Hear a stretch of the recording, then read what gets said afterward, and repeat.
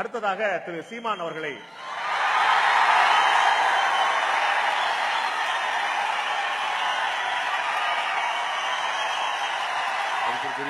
எங்கள் அண்ணன் பாண்டியராஜன் அவர்கள் பேசுகிற போது, இதுவரை தமிழ்நாட்டில் அம்மா உப்பு, அம்மா உரம், அம்மா உணவகம்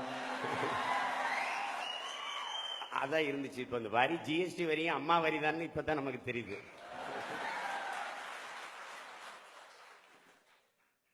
இந்த வரி விதிப்புக்கு பேரு சரக்கு மற்றும் சேவை வரி. சரக்குக்கு மட்டும் இல்லை வரி.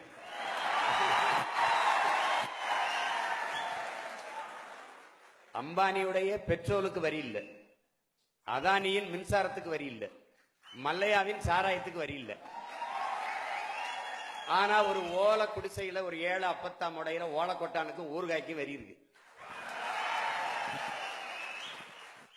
ஊதுவத்திக்கும் மெழுகுவத்திக்கும் வரி இருக்கு.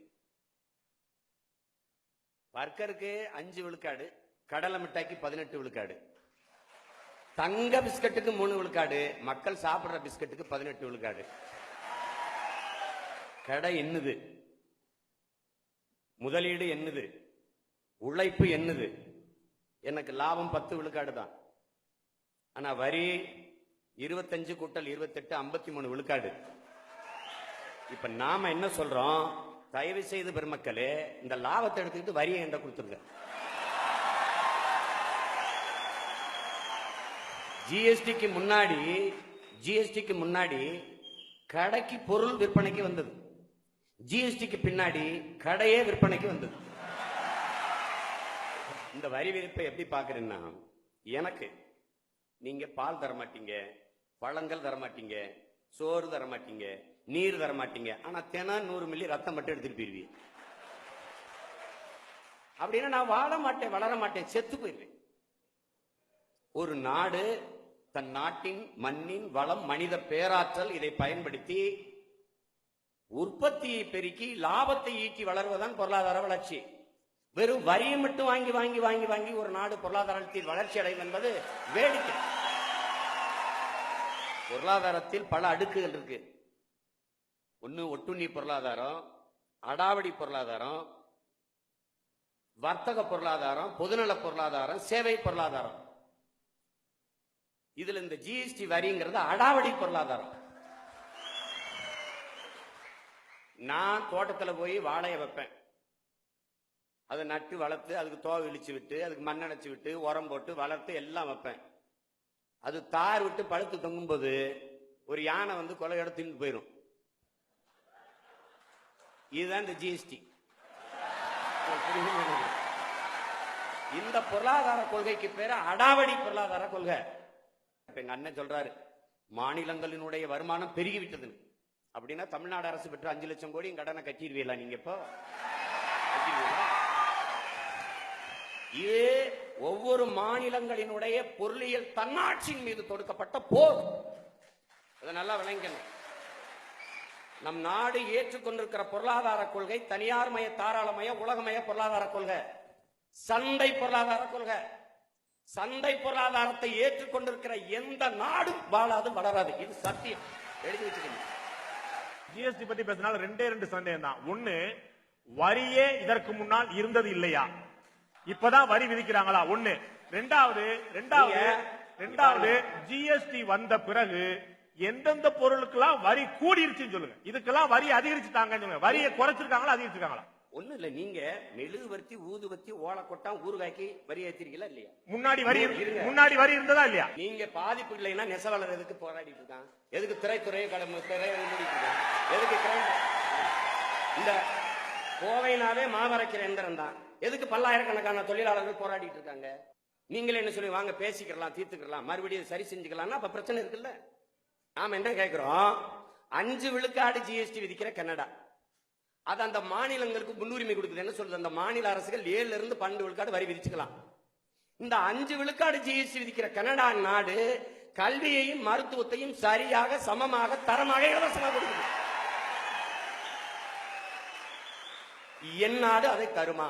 இந்த கேள்வி நான் என்ன கேட்கிறேன், இந்த வரியை நீங்க எடுத்துக்கிறீங்க, 28 எடுங்க, 30 கூட எடுத்துக்கிறீங்க, இது என்னவாக எனக்கு எந்த வடிவத்தில் திருப்பி வரும்? என்னவா வரும்? இந்த வரியை எடுத்துக்கிறங்க, சுங்க வரியவா தூக்குங்க. 50 கிலோமீட்டருக்கு 50 ரூபாய் கப்பம் கட்டி கடந்து வரோம்ல, அதையாவது அதுவும் முடியல. ஜிஎஸ்டிக்கு திருக்குறள் எதையுமே நம்ம பாட்டன் பாடாம போயிட்டாரோன்னு நினைச்சோம். பாடியிருக்கிறார், வேலோடு நின்றான் இடுவென்றது போலும் கோலோடு நின்றான் இரவு. இதுக்கு என்ன அர்த்தம்?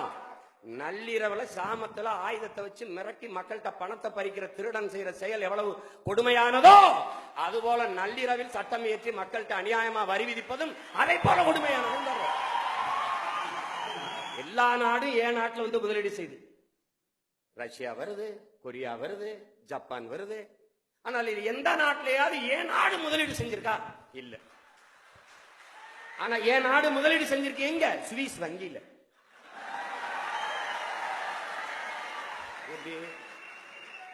சுவிஸ் வங்கியிலிருந்து கருப்பு பணத்தை கொண்டு வாங்கன்னா அப்பதான் சுருக்கு பையில இருந்து கருப்பு பணத்தை எடுத்து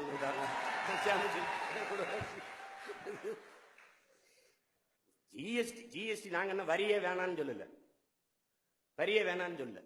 எங்க அண்ணன் மதிப்பிற்குரிய என் அண்ணன் மகேந்திரன் அவர்கள் குறிப்பிட்டது போல காந்திய சுதேசி, காந்திய சுயராட்சியம், அதான் என்ன இருக்கோ அது, அதான் தற்சார்பு. இந்த தற்சார்பு பொருளாதார கொள்கையை வகித்த காந்தியினுடைய உதவியாளர் ஐயா ஜே.சி. குமரப்பா சொல்றாரு, வரி என்பது வளர்ந்து விட்ட மரத்தை வெட்டி கரியாக்குவது போல வரி இருக்க கூடாது. அப்ப எப்படி இருக்கணும்? அந்த மரத்தின் நன்கு கனிந்த கனியை மரத்திற்கு வலிக்காமல் பறிப்பது போல மக்களிடத்தில் வரியை பெறணுங்கிறாங்க. பண மதிப்பிழப்புல என்ன சொன்னாங்க? பொறுத்திருந்து பாருங்கள், 6 மாசத்தில் நாடு சொர்க்கமாக போகிறது, எங்கேயோ போகிறீர்கள். கடைசியா வளரும் நாடுகள் பட்டியலில் இருந்தே நம்ம நாட்டை தூக்கிட்டான்.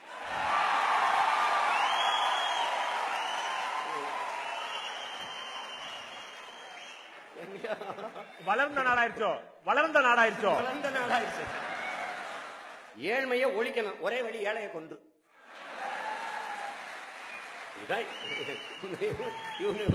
தத்துவ நிலைப்பாடு இது கேட்கறதுக்கு ரொம்ப உணர்ச்சி பூர்வமா இருக்குது. கேட்கறதுக்கு மாற்று கருத்து இல்லை. என்னுடைய கேள்வி, எந்த பொருட்கள்லாம் அடித்தட்டு மக்கள் சாமானிய மக்கள் பயன்படுத்தி கொண்டிருந்த எந்த பொருட்களையும் வரி உயர்த்தப்பட்டிருக்குன்னு சொல்லணுமா இல்லையா? எல்லாத்துக்கும் நீங்க இங்க பாருங்க, அத்தியாவசிய பொருளுக்கு வரி இல்லைங்கிறீங்க, ஆனால் மூலப்பொருளுக்கு தான் வரி விதிச்சிருக்கோம் அப்படிங்கிறீங்க. மூலப்பொருளை கொண்டு உற்பத்தி செய்யப்படுற அத்தியாவசிய பொருளின் விலை ஏறுமா யாராவது? அதான் கேள்வி. நீங்க மூலப்பொருளுக்கு தான் அத்தியாவசிய பொருளுக்கு நீங்க இருங்க, எதுவுமே பிராண்டட் பாக்கெட்ல வந்தா விலைங்கிறீங்க. அரிசி 1 கிலோ பாக்கெட், பருப்பு 1 கிலோ பாக்கெட், பால் பாக்கெட்ல வருது, அப்புறம் என்ன மைதா பாக்கெட்ல வருது, ரவா பாக்கெட்ல வருது, எல்லாமே பாக்கெட்ல தானே வருது பிராண்டட். அப்ப அதுக்கு வரி இருக்கா இல்லையா?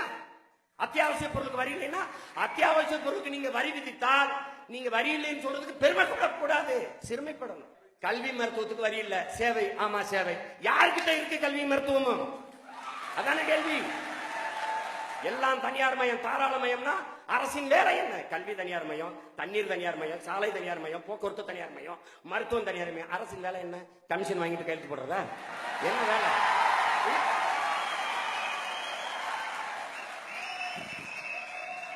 பக்கத்துல ஒரு மாநிலத்துல 10,000 கிலோமீட்டருக்கு நதிகளை இணைத்துக் கொண்டு வர்றார் சந்திரபாபு நாயுடு.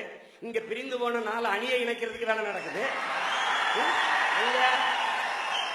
அங்க ஆந்திர மாநிலத்துக்குள்ள சந்திரபாபு நாயுடு அவர்கள் 2500 தடுப்பணைகளை கட்டுவதற்கு போராடி கொண்டிருக்கிறார்.